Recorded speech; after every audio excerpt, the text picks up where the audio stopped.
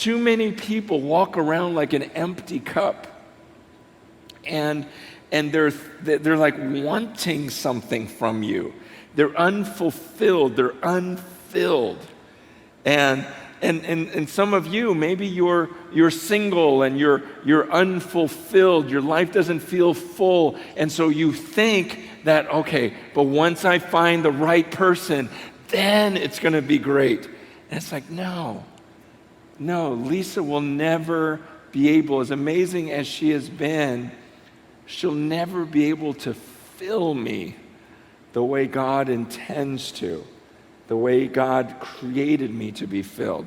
That comes only from the Lord. And we see so many people fighting in their marriages, and it's because they're empty people. It's almost like years ago I went scuba diving. How many have gone scuba diving? Has anyone gone scuba diving here? Okay, 6 of you. Okay, but it's not a big thing. I figure with the ocean you might do it. Okay, but it's kind of terrifying. It's kind of cool though. But you have this mask, and I remember going way down and thinking, oh man, if this thing fails, I will die, right? Like I can't get back up in time. So we were going down this thing called this blue hole where we're down like 75, 100 feet down.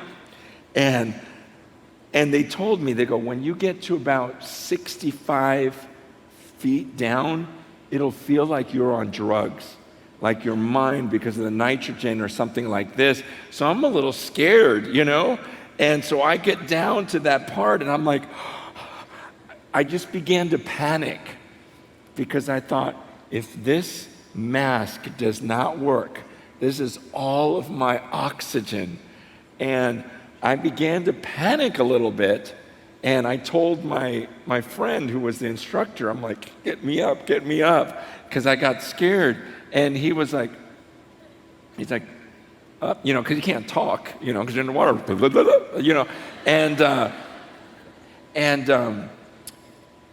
and I was like, wait. And I just relaxed, and I thought, no, you know what, Lord? Even when I'm above water, I'm dependent on you to breathe every second. So it doesn't matter that I'm 100 feet underwater right now. I'm okay. And I told the instructor, let's keep going down. Let's go down. But I think about that oxygen tank and how dependent I am on it. And it's almost like in some marriages, people don't have their own tank.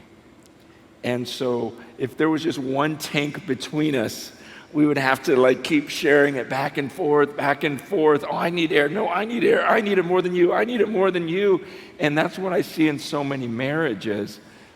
But if you both have your own tank, if you're both filled from the Lord, and you have your own air supply, your life supply, then you just swim together. You live life together. Like, I'm not a needy person that needs so much from Lisa. And in the same way, she's not this needy woman that just depends on me for all of her security and everything else. It's like, we're good before the Lord. We love the Lord. And so same with our kids. Sometimes I see parents that almost want to try to live through their children, and they almost have children for themselves because they need a friend or they need whatever. And again, it's almost like sucking all the life out of your children because you yourself need something from them because you're unfulfilled. And so I guess one of the most important things that I could say about this and the 25 years, this has been amazing. I'm not exaggerating. Until meeting Peter and Deanna, I really thought there's no family like ours in the world. We've got, then I meet them, I'm like, oh wow, this is weird. They're actually really cool, and their whole family and everything. So it's a very special thing I think the Lord is doing here with that model and with that example, we feel very much the same way, where our children are involved with us in ministry and so full of life, and there's so much joy. In fact, you didn't hear this, but one of the sons, I get them mixed up because they have a lot of kids too, was talking about how they were just in Lake Tahoe a few weeks ago, and they took all of the kids, and he was asking me, how do you help your kids with electronics? And I said, well, we took that vacation to Tahoe, and we told our kids, because we don't want them addicted to, so many kids are just on their iPads and phones all day. And we told our kids, nothing electronic for the whole vacation. Okay, so I don't want to see a cell phone. I don't want to see an iPad. I don't want to see a laptop. Nothing. We're just going to hang out and talk like human beings. We're going to laugh and play in the snow. We're going to do this. And, so for like 4 days, just nothing. And we had the best time. And I found out they did the same thing with their kids. I mean, all these things that I go, no one does this, And the Tanchis do. They beat us in everything. So it's just, but I just, this love, this family, I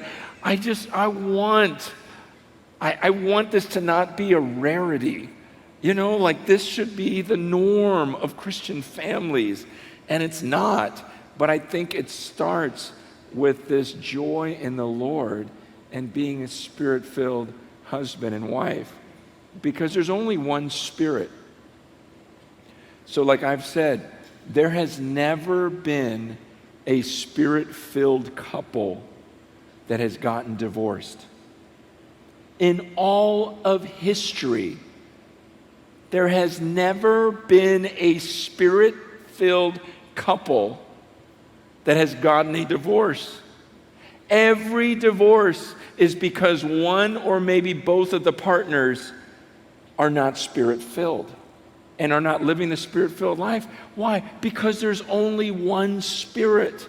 And so if I am seeking that one Spirit and Lisa is seeking that one Spirit, guess what? We're going to come to the same conclusions.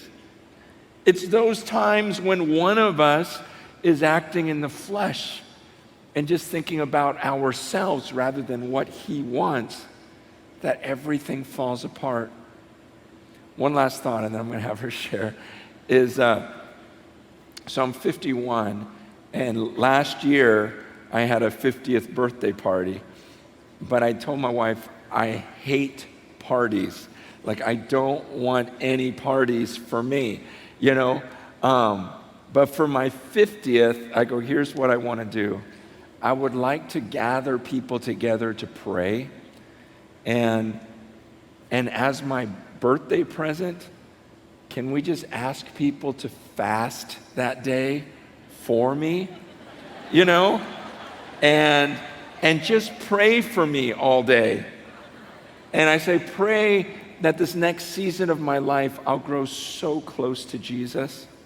And pray that during this next phase of my life, I would really hear from him and where he's directing me in ministry. Like, this would be the greatest present to me. This would be the greatest party, is if people could just come and lay hands on me and pray for me. So that's what we did for our 50th, for my 50th. She's not 50 yet, obviously. She's still only 25.